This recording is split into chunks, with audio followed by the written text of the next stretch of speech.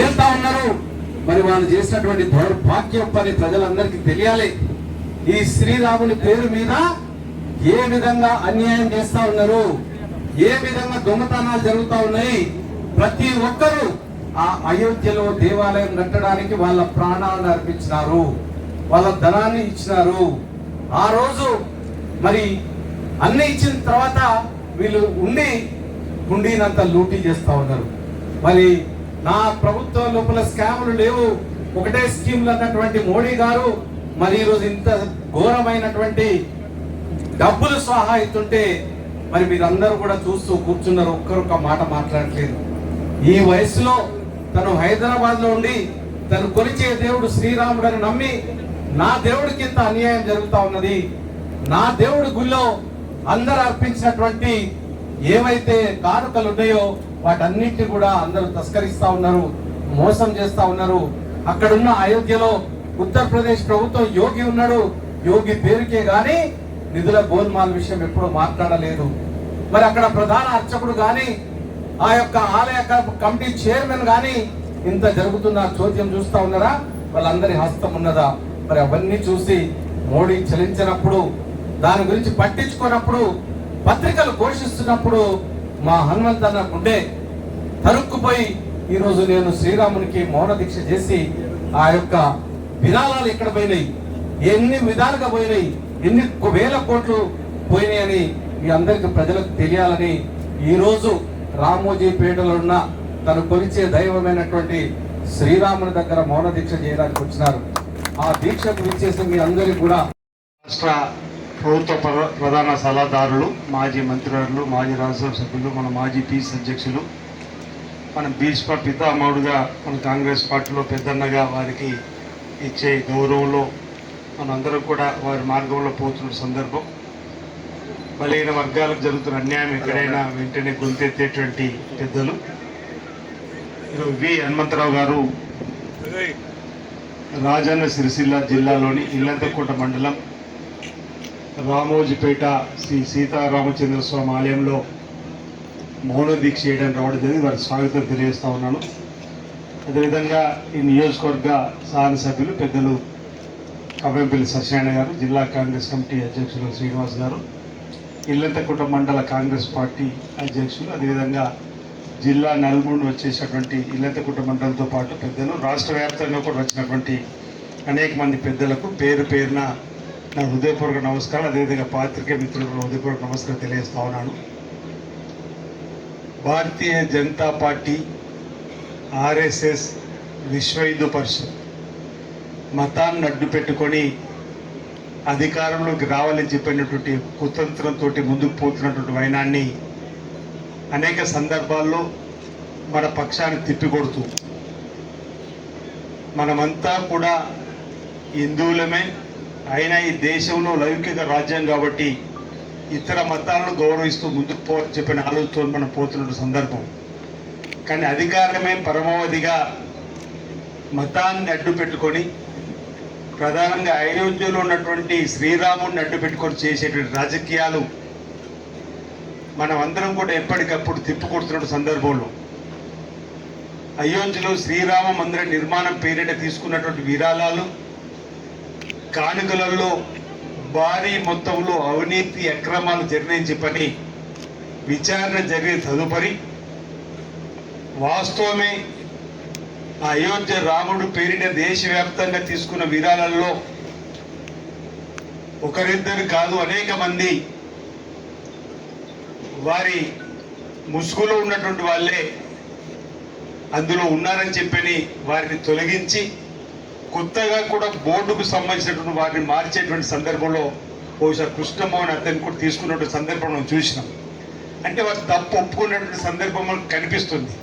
రాముడిని అడ్డం పెట్టుకుని అధికారం రావడానికి చేసేటువంటి కార్యక్రమంలో భాగంగా మరి భక్తుల మనోభావాలకు వ్యతిరేకంగా ప్రతి భక్తుడు, ప్రతి సగటు భక్తుడు, నాకు బాగా గుర్తు, నేను కూడా 25,000 రూపాయలు అయోధ్యలో శ్రీరామ మందిర నిర్మాణం చేస్తున్నామంటే ఇచ్చినటువంటి సందర్భంలో హనుమంతన్న కూడా అదేవిధంగా అనేక మంది దేశంలో ఉన్నటువంటి ప్రతి హిందూ అయోధ్యలో శ్రీరాముడికి నిర్మాణం జరుగుతుంది, మా వంతు పాత్ర ఉండాలని చెప్పినటువంటి ఆలోచనలో అలాంటి నిధులు గోల్మాల్ జరిగినాయని చెప్పని ఆ నిధులకు సంబంధించినటువంటి వారిపైన చర్యలు తీసుకునే క్రమంలో కొత్త బోర్డు కూడా వచ్చినటువంటి సందర్భంలో ఈ నిర్వహణకు సంబంధించి దేశవ్యాప్తంగా కూడా ఆరోపణలు ఎదుర్కొన్నటువంటి భారతీయ జనతా పార్టీ విధానాలను ఆ ప్రభుత్వాన్ని తూర్పురబట్టే విధంగా రాముడు మీ ఒక్కడి వాడే కాదు, రాముడు అందరి వాడైనటువంటి ఆలోచన చెప్పే క్రమంలో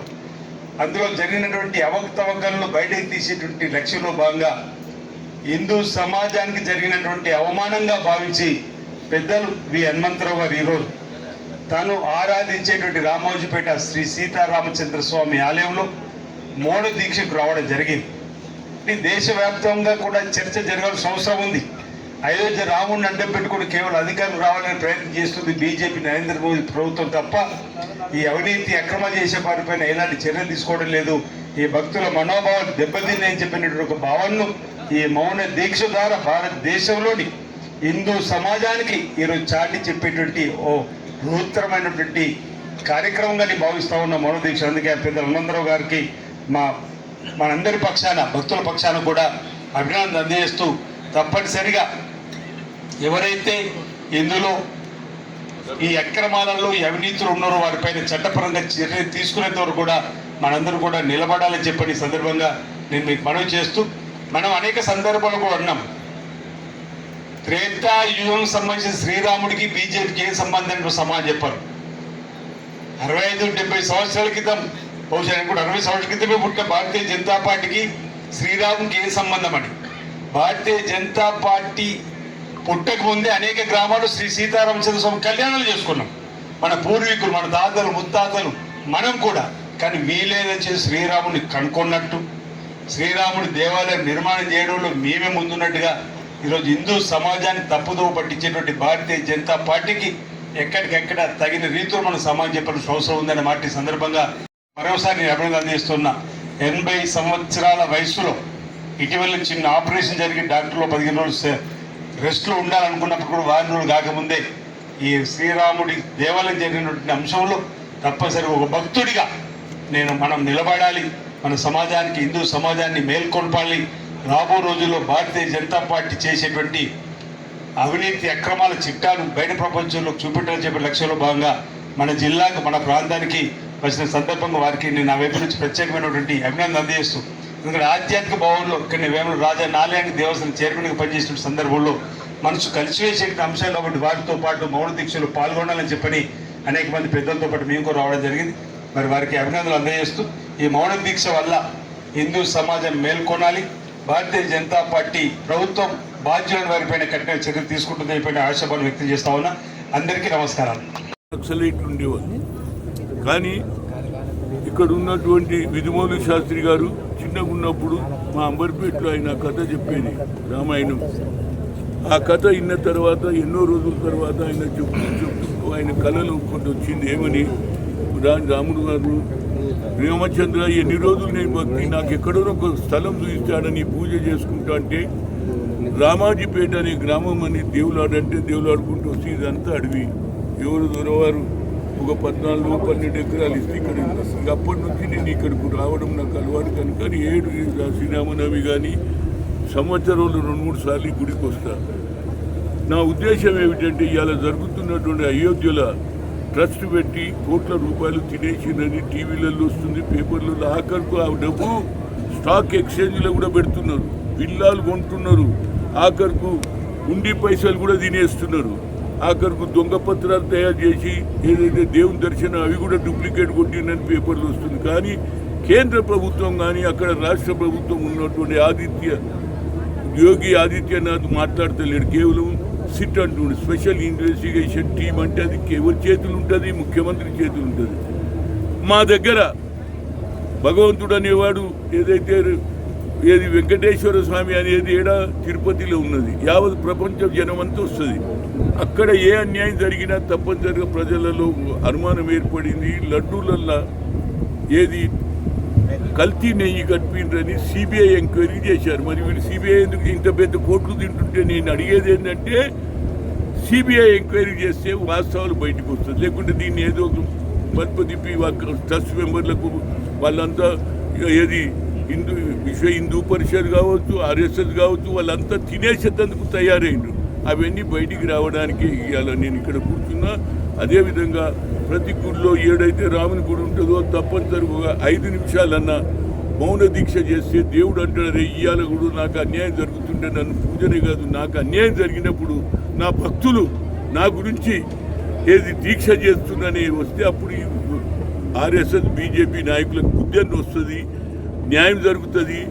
హార్డ్ ఎర్నింగ్ మనీ ఎవరు కూడా, ఏ తల్లి కూడా తిరుపతి పోకముందు, సంవత్సరం పోకముందు గల్లపెట్ట తయారు చేస్తుంది. అప్పుడు మూడిచ్చిన దాంట్లోకి వెళ్ళి కూరగాయలు అంట్లో ఇట్లా దాచిపెట్టి అట్లా వేస్తుంది, దేవుడికి పెట్టాలి. అవి కూడా తీసేస్తున్నారు. ఇక బంగారు సంగతి తెలుసు, ఇచ్చిన బంగారాన్ని కరిగించేది అది కూడా అమ్ముకున్నారు. ఆఖరు ఉండి పైసలు లెక్కలేదు. మాదే తిరుపతిలో చూడు, ఇవాళ గుండెలు ఎన్ని పైసలు వచ్చి తెల్లారి పేపర్లు వస్తుందా లేదా, 4,70,00,000 అని చెప్తారా లేదా? కనుక దాని మీద సిబిఐ ఎంక్వైరీ చేయాలి. అదేవిధంగా రేపు పార్లమెంటు జరుగుతున్నది. పార్లమెంటులో తప్పనిసరిగా అపోజిషన్ లీడర్ అయినటువంటి రాహుల్ గాంధీ గారు తప్పనిసరిగా లేవనెత్తాలి. ప్రియాంక గారు మాట్లాడిండ్రు, దాన్ని ఒక ముందుకు తీసి దీన్ని సిబిఐ ఎంక్వైరీ చేస్తే ఎవడు డబ్బులు తిన్నాడు, ఎవడు తిన్నాడు, కేవలం హిందూ దేశం అని చెప్తూ ప్రజలు రెచ్చగొట్టి ఓట్లు తీసుకునేది పని చేస్తున్నారు. కానీ దేవునికి ఇన్ని కోట్ల రూపాయలు అవినీతి జరిగితే ఎవడు మాట్లాడతలేడు. కాబట్టి దీన్ని సిబిఐ ఎంక్వైరీ చేయడానికి నేను తప్పనిసరిగా ఢిల్లీలో కూడా రేపు పోతున్నా. ఎల్లుండి ఏది భద్రాచలం రామస్వామి, అక్కడికి కూడా రాముడు వచ్చాడు కాబట్టి అది కూడా మనకు పెద్ద ఎట్లయితే అయోధ్యట్లను మన తెలంగాణ మొత్తంలో కాదు, ఆంధ్ర మొత్తంలో ఏది మన భద్రాచలం దేవుని దగ్గరికి పోయి అక్కడ కూడా ఏది దీక్ష చేసడం జరుగుతుంది. ఆ తర్వాత ఢిల్లీలో 20 నుంచి పార్లమెంట్ జరుగుతుంది కాబట్టి 19వ తేదీన జంతర్ మంతర్లో అక్కడ కూడా ఆడ కూడా ఒక 20 నిమిషాలు మౌన దీక్ష చేస్తాం. అప్పుడన్నా పార్లమెంట్ మెంబర్లందరూ ఆలోచన చేసి దీనికి తప్పనిసరిగా రాహుల్ గాంధీ గారు, ప్రియాంక గాంధీ గారు, అదేవిధంగా మల్లికార్జున్ ఖర్గే గారు, వేణుగోపాల్ గారు తప్పనిసరిగా నిర్ణయం తీసుకోవాలి. పార్లమెంట్లో సిబిఐ ఎంక్వైరీ చేస్తే వాస్తవాలు తెలుస్తాయి. దేవుణ్ణి మోసం చేసిన వాళ్ళు ఇక ప్రజలను మోసం చేయరు. మొన్నదంటే ఓట్లు అన్నారు, ఓట్ల పోయింది. ఇప్పుడు ఆఖరికి ఎడికి వచ్చిందంటే నోట్ చోరీ అవుతుంది, ఓటు చోరీ అవుతుంది, సోనా చోరీ అవుతుంది, గుండీ చోరీ కూడా అవుతుంది. కనుక దీని మీద తప్పనిసరిగా సిబిఐ ఎంక్వైరీ చేయాలనేది నా ఉద్దేశం. పార్టీ ఎట్లయితుంది అక్క, దేవుడు అనేవాడు అందరికీ ఉన్నాడు కాబట్టి నేను ఇంకెక్కువ చెప్పకుండా నేను భద్రాచలం పోతున్నా. ఆ రాముని దర్శనం చేసుకుని ఆడ కూడా ఈ మౌన దీక్ష చేయడం జరుగుతుంది. ఆ తర్వాత ఢిల్లీలో కూడా చేస్తా. ఎంత మంతల్లో పోతేనే దేశ ప్రజలకు జరుగుతుంది. అప్పుడు పార్లమెంట్ జరుగుతుంటది. పార్లమెంట్ 20 నుంచి జరుగుతుంది. 19 నాడు ఆడ కూడా కూర్చుంటా. రాహుల్ గాంధీ, ప్రియాంక గాంధీని అంటామా, మా దేవుడికి అన్యాయం జరిగింది, మా రాముడికి ఇవాళ చెప్తారు. విశ్వ హిందూ పరిషత్ జై భీమ్ అంటారు. అదేవిధంగా ఆర్ఎస్ఎస్ జై శ్రీరామ్ అంటారు, బీజేపీ వాళ్ళు అంటారు. కానీ రాముడికి అన్యాయం జరుగుతూ ఒక్క నాయకుడు మాట్లాడింది దాకా నువ్వు టీవీలో విన్నవాళ్ళు నువ్వు నిజం చెప్పు. ఇన్ని రోజులు గత 25 రోజుల నుంచి ఇదే నడుస్తుంది. జీవెత్తగానే ఈడ తిన్నారు, ఆడ తిన్నారు, బంగారం ఎత్తకపోయిండ్రు అంటుంటే ఎవడు మాట్లాడతలేడు.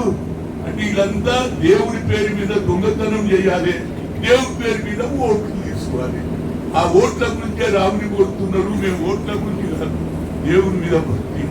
అందరికి మంచి సమయంలో వర్షాలు పడాలి, మంచి పంటలు పడాలి, మంచి మా బిడ్డలకు, మా చెల్లెళ్లకు మంచి పొగడు కొట్టుకోవాలని.